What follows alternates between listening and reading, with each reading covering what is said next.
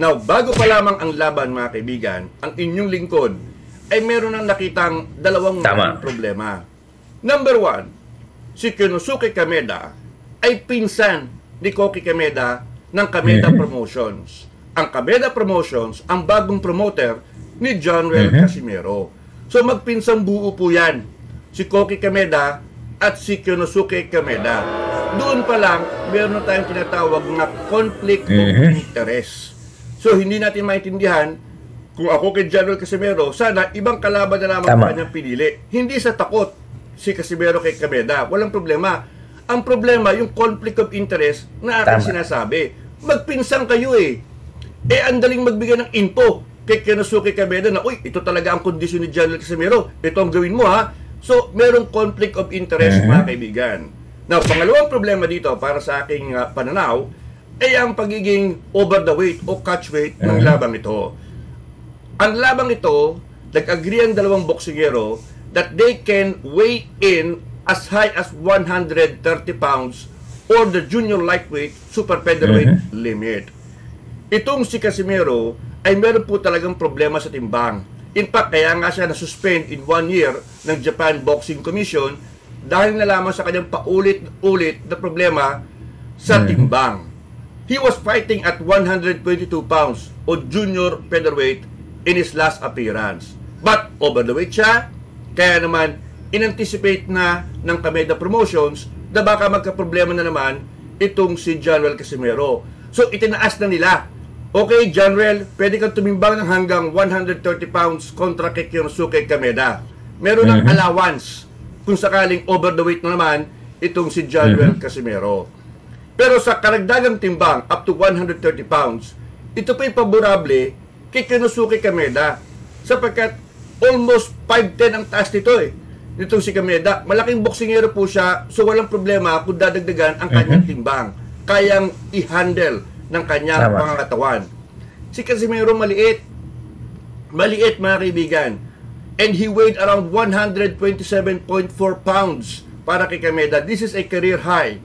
Naturalmente, mas maliit kang boksingero, nagdagdag ka ng timbang, ito ang pinakabigat mo, babagal ka mga kaibigan. So masyadong malaki yung catch weight na ito at mas favorable again dito kay Konosuke Kameda. Yan ang dalawang problema mga kaibigan na aking nakita before this fight. Sana hindi ganun kalaki ang catch weight. At sabi ko nga, sana pumili ng kalaban si Casimero na hindi ka mag-anak nung kanyang promoter. Tama. Ano? Sabi nga po natin, blood is thicker than water. Or in this case, blood is thicker than the glove. May conflict of interest na maliwanag.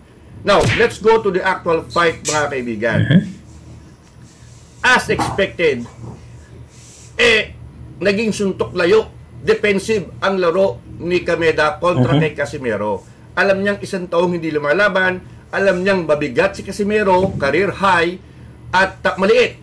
So, nandun na ang paborable na factors para kay Kameda. Pero alam nyo itong si Kameda mga kaibigan, parang may inside info, no? Kasi bakit kung nasabi yan? Unang-una, iba po ang estilo ni Kameda before this fight. Si Kameda was known as an aggressive boxer. Lumalaban yan, pumapasok yan. Hindi po takot makipagsabayan yan. Nakipagsabayan nga yan kay Luis Neri, isang kilalang knockout puncher ng Mexico. Nakipagsabayan yan kay David Alan Picasso ng Mexico sa kanyang huling laban. Bagamat talo siya doon sa dalawang laban na iyon, knockout kay Neri at napuntusan ni Picasso, very aggressive ang style na ipinakita ni Kameda sa mga nasabing laban. Pero tingnan ninyo sa laban kay Casimero, binago, nag-iba ang kamada ni Kameda sapagkat defensive siya sa laban ito. Suntok layo, tila baga pinipilit na pagurin itong si John Rel Casimero. Siyempre, si Casimero, sabi ko nga, again, mabigat siya, maliit siya, disadvantage siya sa additional weight. Mas favorable dito kay Kameda na hindi nahirapang gumalaw sapagkat napakalaki niyang boksero, okay lang ang extra weight. So, naging defensive. Guillermo Regondo ang laro nitong si Kameda kontra kay Casimero. Si Casimero, maganda ang early rounds. Yung opening round, inatake niya agad. itong si Kameda. Pero nag-stick sa hit and move style itong si Kameda. Pagdating ng 5th round, I thought Casimero hurt itong si Kameda. But Kameda survived. Now in the second half of the fight, eto na, pagod na si Casimero. Sabi ko nga, ang bigat ng timbang niya, hindi na siya makahabol, hindi na niya makat ang ring. At eto nga, kumakaunter na si Kameda. Naputukan pa sa kanyang mata itong si Casimero at naging karagdagang problema. And eventually, nanalo by 10-round unanimous decision itong si Kameda. Upset po ito mga kaibigan. Ito ang unang pagkatalo ni Casimero since 2017. Nung ma-upset din siya ni Jonas Sultan, kanyang kababayan. So para kay Kameda, ito unang panalo niya matapos siyang matalo kay Picasso at man-knockout ni Luis Nery. So nakita nyo mga kaibigan ha, iniba ni Kameda ang kanyang style. Inabandon niya yung kanyang pagiging aggressive at pakamay. Sa halip, naging defensive fighter siya.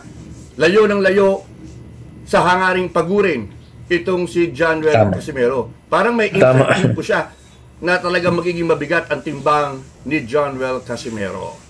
So ayan ang malaking problema ngayon sa kampo ni Januel Casimero.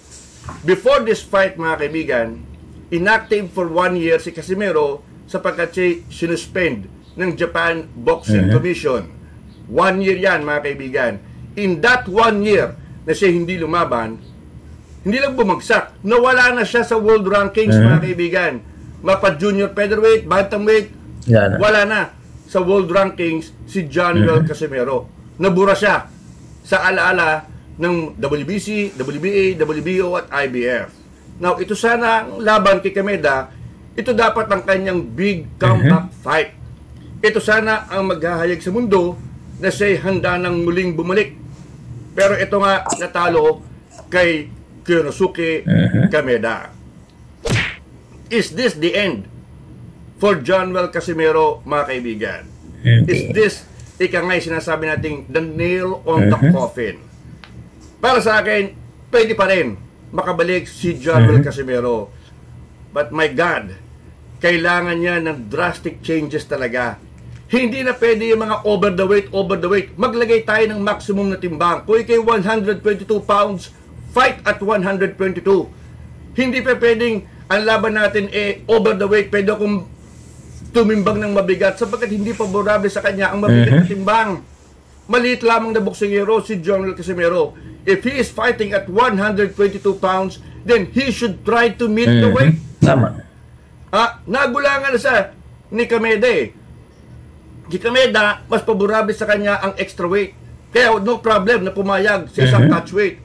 Disadvantageous yun kay Casimero. Pero anong gagawin ng kanyang promoter?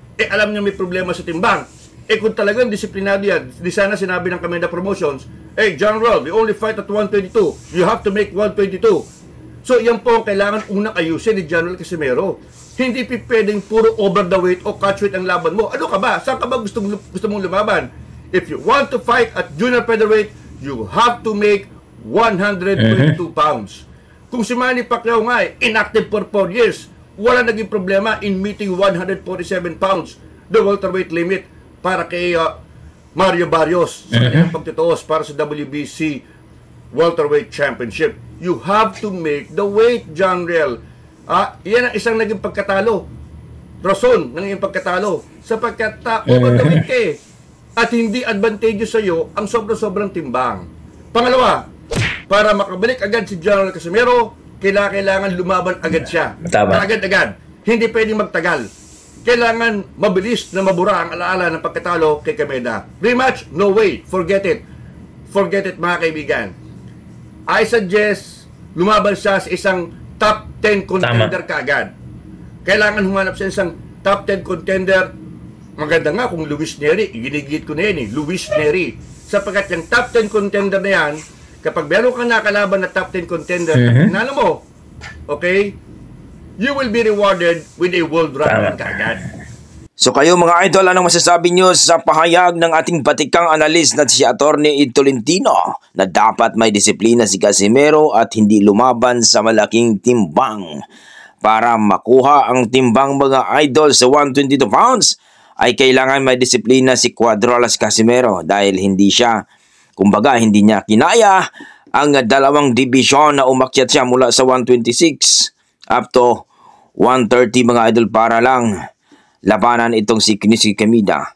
Ayon kay Torres Tolentino na dapat ayusin ni General Casimero ang kanyang weight mga idol para bumalik o makabalik sa pagiging world champion uli mga idol. Please comment down below mga idol para ating pag-uusapan. Maraming salamat. Don't forget paki-follow at paki-subscribe sa YouTube channel ni Atty. Ed Tolentino mga idol.